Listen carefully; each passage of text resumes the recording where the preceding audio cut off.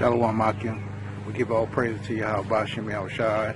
Double honors to the elders and apostles of the great millstone. Peace and shalom to the elect. It's pushing this word throughout the four corners of the globe. In sincerity and truth for the edification of the house of Dawadah. Shalom to the elect. And always double honors to the elders of great millstone. It's your brother Shimon Ma from the DC camp. Say peace and shalom to you. Coming out with a new, another lesson. Wanted to talk about this article I read. It stems from the House bill in the Congress.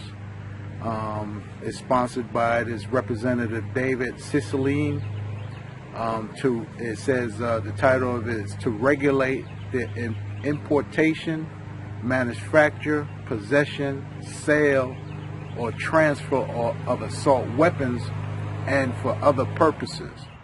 Now I wanted to talk about these other purposes. Well, we know this assault weapon has been a hot topic here in Congress. We being in DC, we get all this information, through websites and on the news, and it talks about this ban. And I just wanted to show you the title of the article. If you could read that, right? That's the title of the article. It says, I'm gonna read it to you. It says, ban assault weapons, buy them back, and go after resistors. Ex-prosecutor in Congress. So there's a prosecutor in Congress, Cicilline, who sponsored the bill, who said he wanted to ban assault weapons and buy them back. And if those who don't turn in their weapons, they will, prosecute them for not turning in their weapons. It's supposed to be voluntary turn-in of all your assault weapons, and they have a list of assault weapons, a list of weapons that will be banned, and if you don't turn them in, you could be prosecuted. Title says to ban assault weapons and buy them back. It may cost $15 billion, but we can afford it. This is what he's saying. It says, consider it an investment in our most important right, the right to live. Well, they know, and they know what's out there, because the weapons have been bought legally. The ones that are bought illegally, they know still that these assault rifles were made. So they have to account for all these weapons, or at least try to. And this is part of the law that they want to pass throughout the country. And the assault weapon ban, as people know, back in the Clinton President Clinton's administration, they banned the assault weapons. It was called the Brady Bill. But now they want to do away with all weapons and take the weapons from people. Now, what are these Christian liberals and these Bible Belt good old boys? They're not giving up their weapons, no matter what they say. Some people have just hunting rifles or whatever, but there's a lot of people who have AK-47s. They have AR-15s. They have semi-automatic shotguns. Uzis and all types of guns that's out there have been made since the ban back in 90s. I think it was 96. Back in 96, where they lifted the ban, and then the treasure trove just opened up, and people were buying all types of assault weapons. So there's a lot of assault weapons out there. So what they want to do is quell the people in case of an uproar or a sedition or a civil war here in America, you see? And they're trying to mimic other countries who have done this. They bought the weapons back from people. They bought them back, and they want to give the person $200 for each assault weapon. You know, when assault weapons cost maybe $1,000, $900 or whatever. But the case is, and the point is, that Congress want to pass this ban on assault weapons as well as buy them back. So I just want to read real quick a little bit of this article. It says Gary Jackson never stood a chance. Gary was 28 and working as a security guard at a taco truck in Oakland, California. In 2009, when he saw Deshaun Lee carried a sawed-off shotgun and reported it to the police. 3 months later, Lee took his revenge by shooting and killing Jackson with an AK-47 style semi-automatic assault rifle. I was the prosecutor, talking about this guy Sicilian. It says, I was the prosecutor who persuaded the jury to convict Lee and persuaded the judge to put him away for 65 years to life. But Gary's autopsy report still haunts me. Trauma surgeons and coroners will tell you the high-velocity bullet fired from a military-style semi-automatic weapon moves almost 3 times as fast as a 9mm handgun bullet, delivering far more energy. The bullet creates cavities through the victim, wreaking a wider swath of tissue, organs, and blood vessels. So what you see here is these people, these congressmen and these senators and these officials trying to play the emotion. They trying to bring up the emotion, and people live by their emotions. They don't live by the facts. They don't live by truth. They just live on their emotions. And Americans are very emotional people. So he's going to start off with the emotion instead of what the law is. The Second Amendment says what? We have the right to bear arms. But here they want to ban certain arms. Well, the Constitution don't say a right to certain arms. It says a right to bear arms. So, and you had lower courts as well as the Supreme Court shoot down the Second Amendment piece by piece, slowly but surely, where an assault weapons ban will pass and be upheld in the courts. You see, there was this case. I can't remember the case. I didn't have it written down, but there was a case in D.C. If I could find it, maybe another article that I read that was connected to this case, where Justice Scalia at the time had said, the right to bear arms doesn't mean a right to any arm. So, that goes on to the quell of the people. This is what these senators and lawmakers are doing. They basically unrighteous decree. They making unrighteous decrees against the people. When you say one thing in your Constitution, but then you have another decision based upon emotions of the case, right?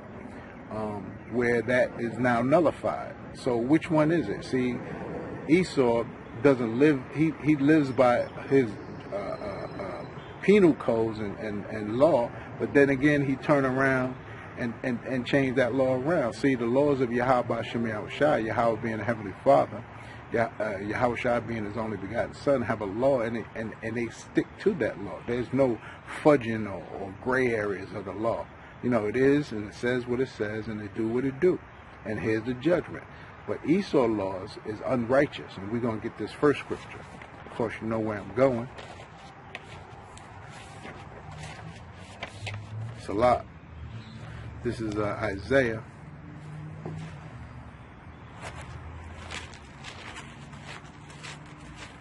Isaiah 10:1, it says, woe unto them that decree unrighteous decrees.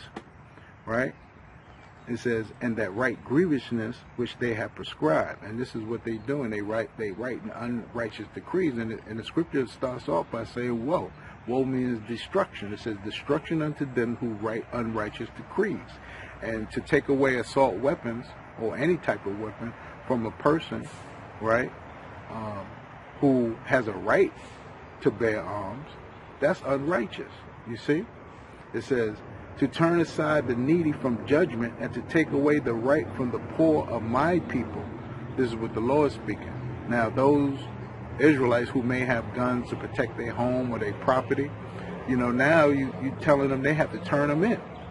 What is that about? You see? What is this about? It says that widows may be their prey, and that they may rob the fatherless. And this is what they're going to do. They're going to rob the fatherless. When it comes to martial law, when it comes to the breakdown of the society, you're not going to have any rights in that day. All your rights have been taken away slowly but surely. First they was given to you, now they're being taken away. So which one is it? You see what I'm saying? This is what Esau decreed. Get the scripture, Isaiah 5.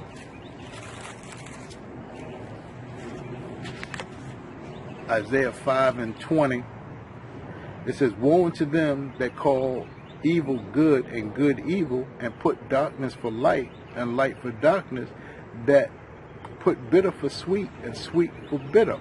Woe unto them that are wise in their own eyes and prudent in their own sight. And this is Esau's MO. They believe that what they're doing is right, but what they're doing, what you don't know, is that what they're doing is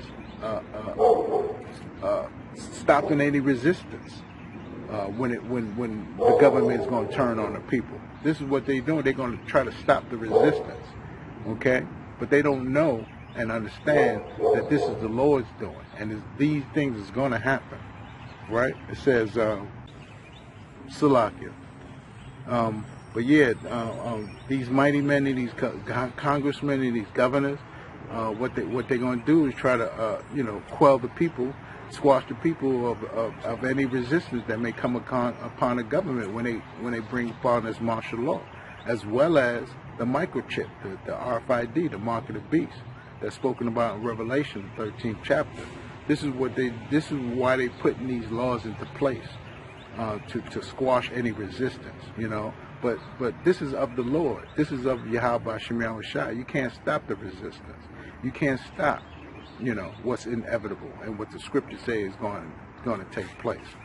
Let's get this next scripture, Jeremiah 22.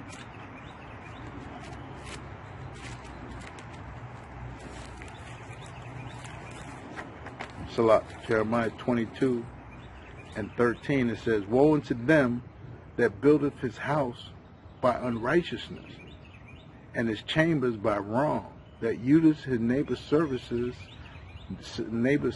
without wages, and giveth him not for his work. And this is what they doing.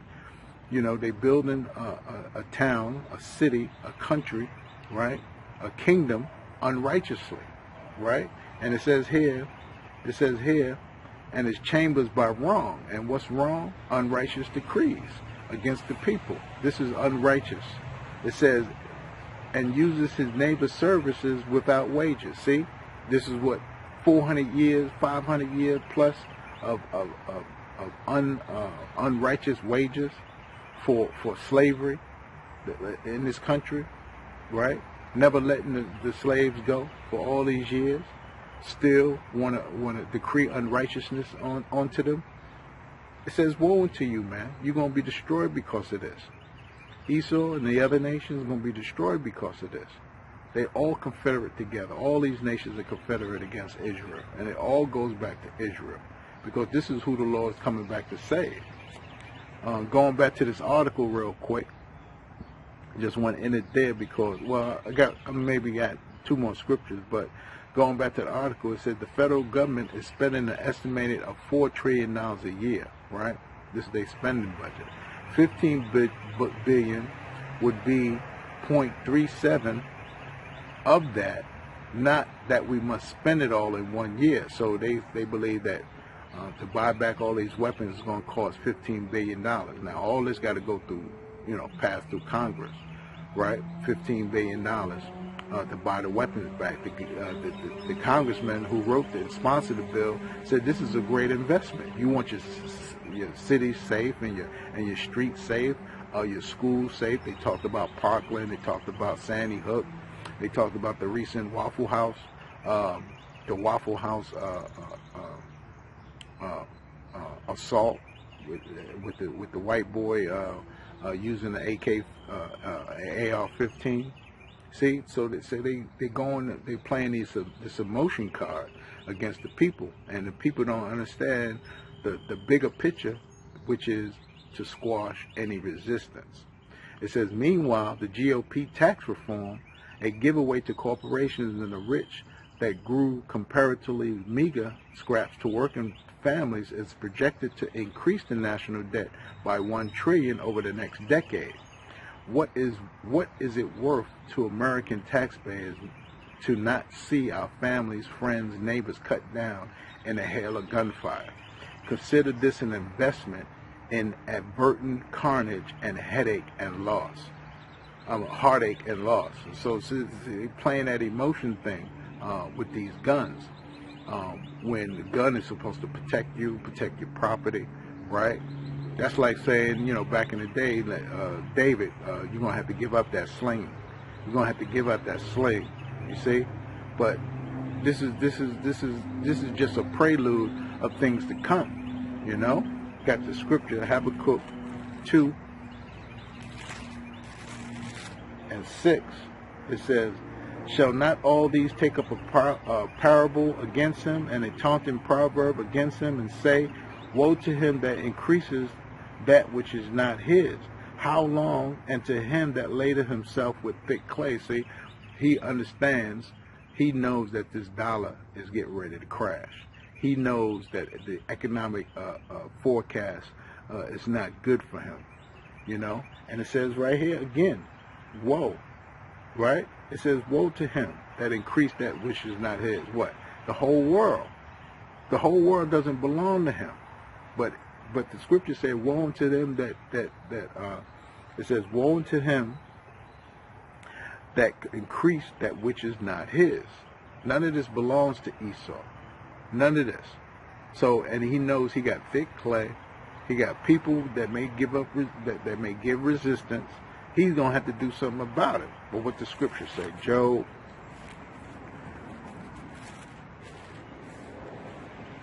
5.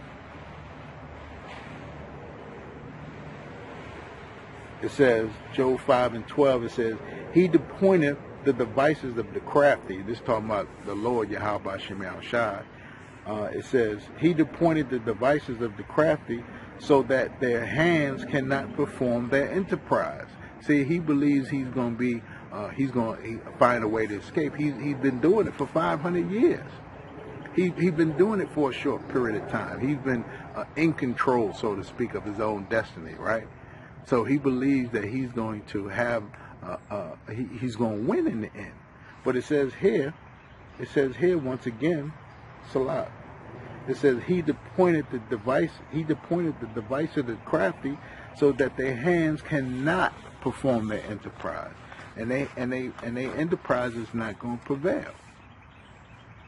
It says, he taketh the wise in their own craftiness, and the counsel of the forward is carried headlong. They meet with darkness in the daytime and grope in the noonday as in the night. He's not going to win, and he doesn't realize the end of the story. See, what you got to do is read the whole book. You got to read the whole thing, not just the parts that seems good for you at that time. You got to read this whole book.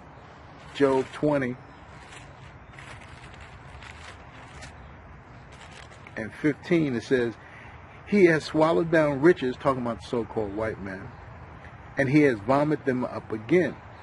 Yahweh shall cast them out of his belly, right? He shall suck the poison of ass, and the viper's tongue shall slay him. He shall not see the rivers, the floods, the brooks of honey and butter. That which he labored for shall he restore, and shall not swallow it down. According to his substance shall the restitution be, and he shall not rejoice therein. Oh, this is such a beautiful thing. Because he has oppressed and have forsaken the poor. The poor is the Israelites, the blacks, Latinos, and Native Americans.